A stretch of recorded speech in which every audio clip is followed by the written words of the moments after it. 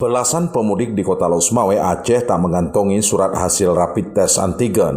Mereka terpaksa menjalani pemeriksaan rapid itu terlebih dahulu yang disediakan oleh aparat keamanan setempat.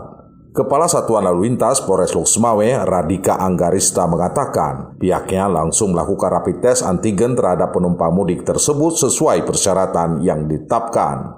Kata dia, hasil data sementara, seluruh pemudik antar kabupaten itu dinyatakan negatif corona. Sampai dengan saat ini belum ada yang positif. Semoga jangan ada yang positif. Jika ada yang positif? Jika ada yang positif, langsung kita putar balik, tidak boleh berangkat. Kita lakukan karantina mandiri dan langsung berkoordinasi dengan gugus tugas COVID.